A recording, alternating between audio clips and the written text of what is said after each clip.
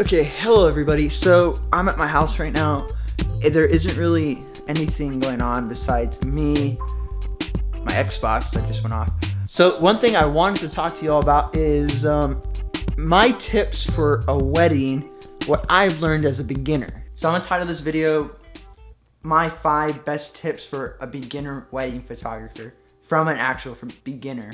So my first initial tip, honestly, from the 2 weddings I've done so far, which have been really wonderful. This is like the weddings I've gone to have been the first weddings I've ever gone to in my life, and I'm 20, so it's been a nice experience to kind of see what happens behind the scenes, not so much as go to one, enjoy the event, and you don't know how much hard work goes into it. But my first tip would be know the time frames. So a big thing in work that when I was working for my student ambassador job was that time frames are very important. Having a certain time on when stuff was happening was a big thing that was kind of embedded into me now. And having that sense of when this is gonna happen is very assuring. Now, this isn't always the case because this always is never the one thing that somebody has as a priority. So if they have an agenda or say a coordinator of any sort planning the event or have a set paper that tells you when it's gonna happen, ask them or find out. Maybe even talk to the bride and groom. They might even know more than say the coordinator or anybody else around them. That was the number 1 tip I had when I felt I was completely lost. And that's one thing that helped me, knowing where and when they were gonna take photos by talking to a coordinator in my first wedding. My second tip would be ready to shoot, always. So my first wedding, I was really kind of in and out, really camera down, out. I wasn't necessarily ready to always take a shot, but in my second wedding, I was always at hand with my camera, always ready to go with either a dance of the bride and groom or a dance of family members around. I was always ready to take a photo because you never know, that is work that you can use for yourself in a portfolio or show what you have done. The more images you have, the more you have to work with, as in what you can give back or what you have done at a wedding. So being ready to shoot was very helpful. So say if just a bride and groom are dancing, you took photos of that.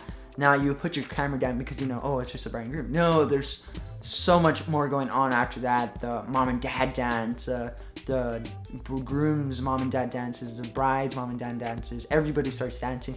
That's a photo you can take because that's when they're sitting down at their kind of chair, they're watching that, they can remember all that as a memory and then visually give them an image of that stuff happening. That's something you can give to them as well, and it makes a cool photo. My third tip, and this happened at my recent wedding I took, don't pose unless wanted. What I mean by that is don't pose them all the time because that just gives it a sense of it was fake, it wasn't genuine what the emotion reaction was. I remember the last wedding I did, I think it was a sister of the groom. She asked me to take a photo of I believe their little niece or her son or something, or whoever he was, and she wanted him to pose, and I was like, no, hang on, we have to wait. And she at first didn't really know what I was talking about, but she was dancing with the nephew, and I got a good shot, and here's the shot right here. This is absolutely genuine. This wasn't posed, this happened in real time. So being able to capture moments real time instead of being posed is what I try to do a lot. If it is wanted, say this photo, I believe this is one of the fathers of the bride and groom, or the bride. This is the bride's father.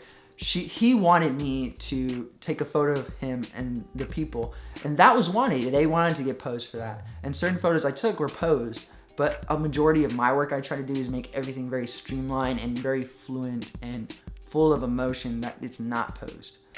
That just makes an image a lot more special to me when I give back to people as clients or if not friends. The fourth tip, this one was very kind of focused on my first wedding. knowing your equipment. So when I was working with my other, the other photographer, we had totally different setups, totally different camera setups. And I remember they asked me if I could stay the night. The thing is, my camera didn't have a capability, say, to stay the nighttime to take night shots, because if not, it'd be really grainy and noisy, and it's something you don't want to give to somebody. It doesn't look cool or nice at all. So you must know your equipment firsthand. So when I tell people how do you take better photos, you go out and shoot with your camera, because you need to know how this works, what kind of lenses, what your camera is capable of, and that it gives you a good broad range on how to know what to charge and when to stop, because you need to be sure that, okay, can I do this or not? If what you have right now is all you have, work with it. When I first started, and I'll make a whole nother video, my camera setup was totally different, and I knew the capabilities of what I could take with that camera. And that's what you need to learn in order to put out amazing work. And my fifth and final tip to you, really, it doesn't have to do anything technical wise or anything about the setting or time frames or any of that stuff. It's staying calm and very collective and relaxed the whole time. But the first wedding, I was very scared. I was very nervous. I was very anxious. I was very all over the place because I didn't know what was going on. I'd never been to a wedding before. I was taking photos for something that somebody was paying me for, and I had no clue if I was gonna do a good job because I wasn't used to being in the wedding space. And it was a lot different in a scenario, and I'll talk to you about this story. It's a pretty good story, but that was the one thing in my second wedding I did. I purposely focused on being very relaxed, being very calm. Not even just being a photographer, like standing there and like just taking pictures. I tried to conversate with people around me, such as the groomsmen or the bridesmaids, you know, making conversation and like get everybody relaxed and at ease. Like, yes, I'm a photographer, but I'm here as a guest as well for this wedding. And that's something that really helped during the second wedding, being able to relax and have everybody know like, hey, this person is a friend as well, not just a photographer they hired. And that was like the most significant tip I can give to you.